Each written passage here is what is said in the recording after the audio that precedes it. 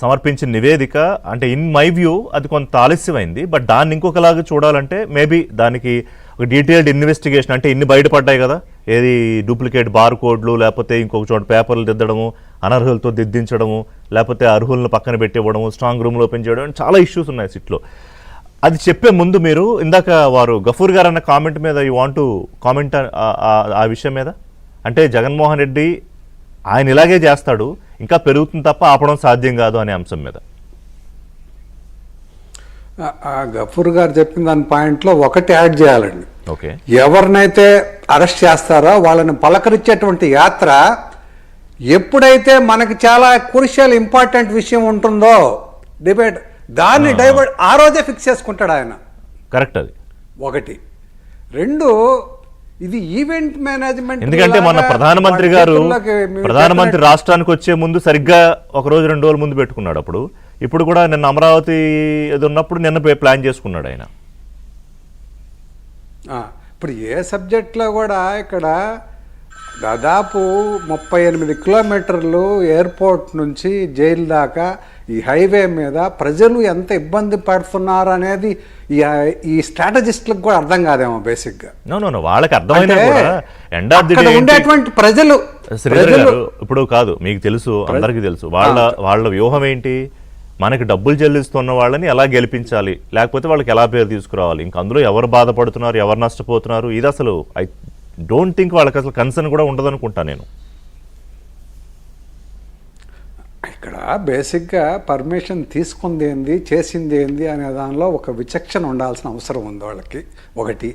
రెండు, ఇంకొక ఆస్పెక్ట్లో కూటమి ప్రభుత్వం కూడా ఈ నాన్ బెయిలబుల్ సెక్షన్లు పెట్టి జైళ్లలో వాళ్ళని వాళ్ళు చేసిన క్రైమ్ నాన్ బెయిలబుల్ అయినా కూడా దాన్ని ఏదో చూసి చూడనట్టు బెయిలబుల్ సెక్షన్లు పెట్టి వాళ్ళని వదిలేస్తాన ఈ గోల తగ్గిపోద్దాం. ఒకటి.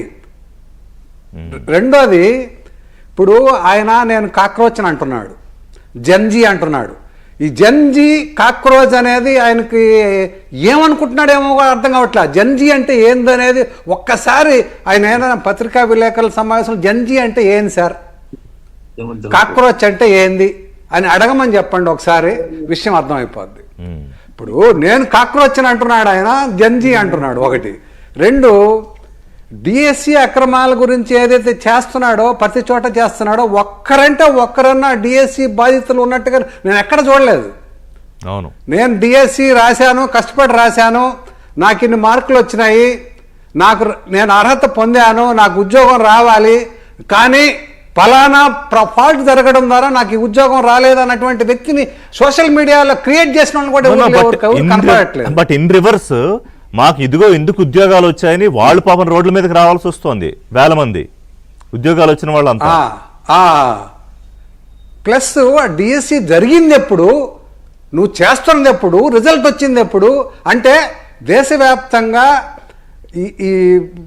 ఈ నిరుద్యోగులు ఎవరైతే ఉన్నారో దేశవ్యాప్తంగా, ఈ నిరుద్యోగులు ఎవరైతే దేశవ్యాప్తంగా ఉద్యమం స్టార్ట్ అవుతుందో ఆ ఉద్యమంలో భాగంగా నువ్వు ఈ రాష్ట్రానికి ఆపాదించుకోవాలి. నువ్వు ఇప్పుడు నీట్ పేపర్ లీక్ అయింది, దాని సబ్జెక్టులో దేశవ్యాప్తంగా ప్రధాన నగరాల్లో విపరీతంగా జరిగిందండి. కరెక్ట్. కానీ ఆంధ్రప్రదేశ్లో నీట్ పేపర్ లీక్ మీద ఒక్క అజిటేషన్ కూడా ఒక్క నగరంలో కూడా జరగలేదు. అదే అందుకే ప్రతి నగరంలో కూడా పాయింట్ ఏంటంటే శ్రీధర్ గారు, ఆ వేళ ఆయన ఒక్క మాట ప్రభుత్వానికి, కేంద్ర ప్రభుత్వానికి వ్యతిరేకంగా మాట్లాడలేదు. మాట్లాడు కూడా అలాగే ప్రధానమంత్రి గారో లేకపోతే ఇంకొకళ్ళో కేంద్రంలో ఉన్న పెద్దలు కూడా జగన్మోహన్ రెడ్డి విషయంలో పట్టించుకోవద్దని చెప్తున్నారు అన్నారు. సో దాని అర్థం ఏంటి అంటే పూర్తిగా ఓకే, నువ్వు కేంద్ర ప్రభుత్వంతో బీజేపీ ప్రభుత్వంతో పూర్తి స్థాయిలో అండర్స్టాండింగ్ ఉన్నావు అనేది జగమెరిగిన సత్యం. వదిలిపెడితే నీట్ పరీక్ష రాసినటువంటి విద్యార్థులు అంటే వాళ్ళతో నీకు సంబంధం లేదనమాట. డిఎస్సిలో పద్ధతిగా జరిగినటువంటి ఎగ్జామ్లో మాత్రం నీకు ఏదో ఒక అజిటేషన్ కావాలి. నీట్ పేపర్ లీక్ అయ్యి దేశవ్యాప్తంగా మా ప్రతి నగరంలో విద్యార్థులు ర్యాలీలు చేస్తూ ఉంటే ఈ కేంద్ర విద్యాశాఖ మంత్రి రిజైన్ చేసేదాకపోతే దాని సబ్జెక్ట్కి వైకాపాకి ఎటువంటి సంబంధం లేదండి. ఈ ఆంధ్రప్రదేశ్లో ఉన్నటువంటి నీట్ విద్యార్థులు సఫర్ కాలేదా? ఆ సబ్జెక్ట్ పైగా లేదు. ఆయన At the ఆయన same Dharmendra time, Pradhan group రాజీనామా one చేసినప్పుడు విషయంలో పెట్టిన జగన్మోహన్ రెడ్డి పెట్టిన ట్వీట్ ఏంటంటే విద్యార్థులకు అంటే in support to Dharmendra Pradhan పెట్టాడు ఆయన ట్వీట్ అప్పుడు కూడా ఇఫ్ యు అబ్జర్వ్. నేను గమనించలేదు అవన్నీ. ధర్మేంద్ర ప్రధాన్ గారు ఇది మరి ఇది రాజీనామా హైలైట్ చేసినప్పుడు జగన్మోహన్ రెడ్డి ట్వీట్ పెట్టారు.